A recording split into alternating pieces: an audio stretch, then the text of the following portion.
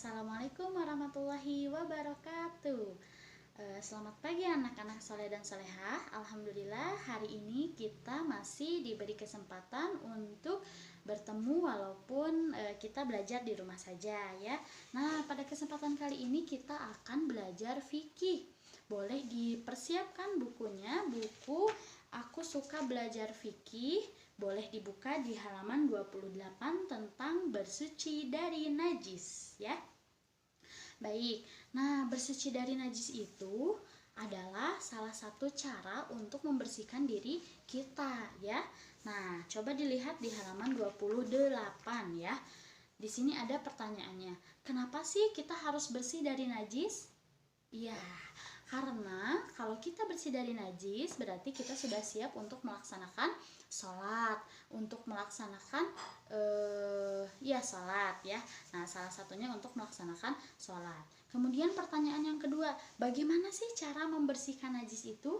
Nah, ternyata cara membersihkan najis itu salah satunya dengan menggunakan air ya. Nah, boleh dibuka lagi halaman 29. Ternyata di sini ada jawabannya. Kenapa kita harus bersih dari najis? Karena najis itu adalah kotoran yang tidak boleh terbawa sholat. Jadi kalau sholat bawa najis itu tidak sah ya, tidak boleh. Kemudian najisnya itu baik dalam pakaian atau ada di badan kita atau di tempat sholat kita ya.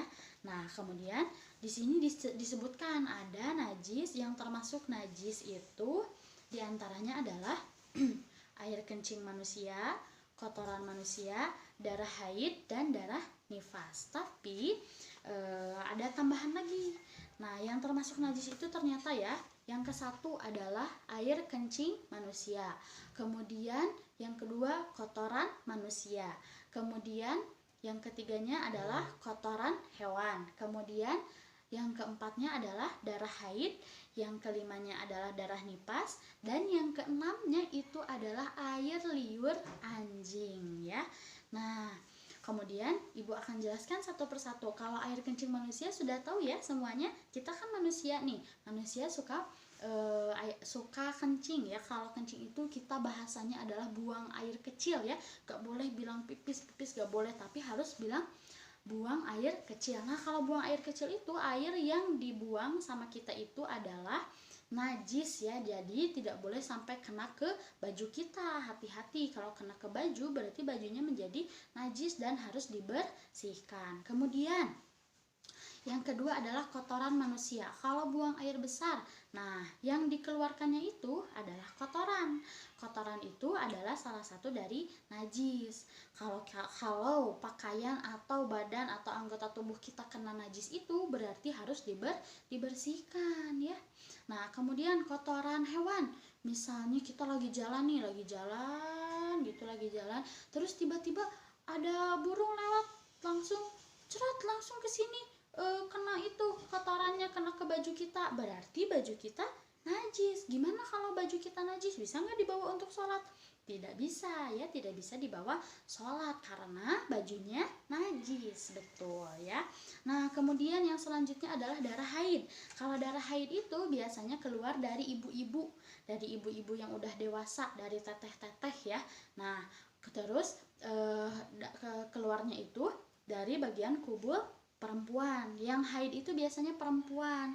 Nah, kalau yang sedang haid itu dilarang untuk sholat. Kenapa dilarang untuk sholat? Karena itu adalah perintah Allah. Kata Allah, kalau perempuan sedang haid itu tidak diperkenankan untuk sholat, haram untuk sholat, dosa. Kalau ibu-ibu yang lagi haid atau teteh-teteh yang lagi haid itu sholat berarti dosa. Nah, anak solehah kelas 1C juga nanti, kelas 1 juga nanti kalau misalnya udah haid nggak boleh sholat, dosa ya. Selanjutnya adalah darah nifas. Kalau darah nifas itu adalah darah yang keluar setelah melahirkan. Ibu kalian setelah melahirkan kalian itu keluar darah nifas. Darah nifasnya keluar selama 40 hari biasanya. 40 hari itu mamah-mamah enggak pada sholat. Karena kalau sholat nanti mamahnya dosa ya. Nah, selanjutnya yang terakhir itu adalah air liur anjing. Kalau air liur anjing ini biasanya kenanya ke tempat makan atau ke tempat minum. Nah, boleh dibuka lagi halaman selanjutnya yaitu halaman 30. Siap? Oke, bagaimana sih cara membersihkan najis? Nah, yang pertama, untuk membersihkan air kencing, untuk membersihkan kotoran, itu bisa menggunakan air dicuci aja. Kalau kena badan kita, dicuci. Kalau kena baju kita, berarti bajunya harus dicuci. Tapi selain itu, berarti kita harus juga wudhu. Kalau kena badan kita, kita harus wudhu. Atau misalnya kalau kenanya banyak, berarti kita harus mandi. Karena salah satu cara untuk membersihkan najis itu yang pertama dengan cara mandi, yang kedua dengan cara berwudu. Kalau misalnya nggak ada air, berarti yang ketiga wudunya diganti dengan tayamum. Kalau tayamum itu menggunakan debu yang bersih. Kemudian yang keempat, kalau misalnya setelah buang air kecil dan buang air besar kita tidak menemukan air, berarti kita bisa istinja. Istinja itu bersuci dari setelah buang air kecil dan buang air besar. Kalau tidak menemukan air, berarti istinjanya bisa menggunakan batu, ranting, daun kering, tisu ya. Nah, itu kalau tidak menemukan air. Tapi kalau ada air berarti istinjanya pakai apa? Iya, betul, pakai air ya.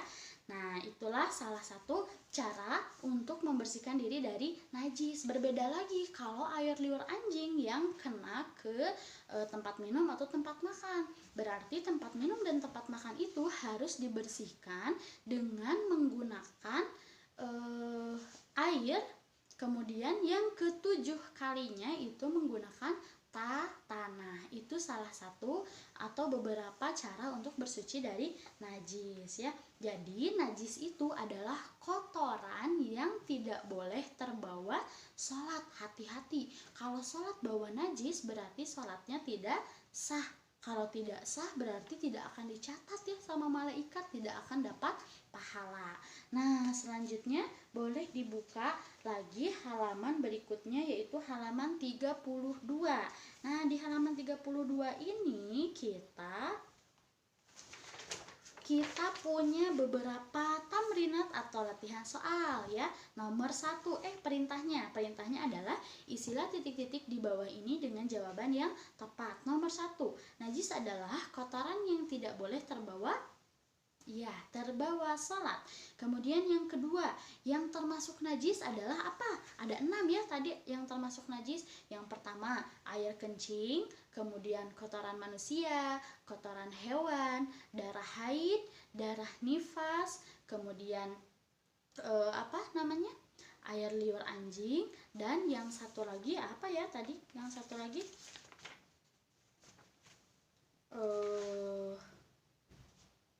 coba ulang dari pertama, air kencing, kotoran hewan, kotoran manusia, darah haid, darah nifas, dan air liur anjing ya. Betul, ada 6 ya. Kemudian yang ketiga, apabila kaki kita terkena najis maka harus segera dicuci. Betul, harus segera dicuci. Yang keempat, alat utama untuk bersuci adalah apa ya? Alat utama untuk bersuci itu pakai apa sih?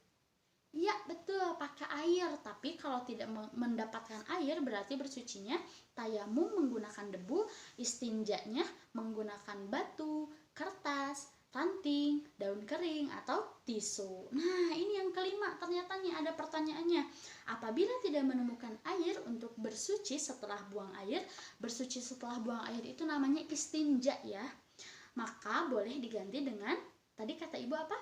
Batu, 3 batu, ranting, daun kering, tisu, kertas ya. Oke, baik, sampai di sini dulu pertemuan kali ini. Jangan lupa dikerjakan tugas-tugasnya. Mudah-mudahan kita semua segera dikumpulkan di sekolah untuk belajar di sekolah ya. Baik, sampai di sini dulu. Assalamualaikum warahmatullahi wabarakatuh.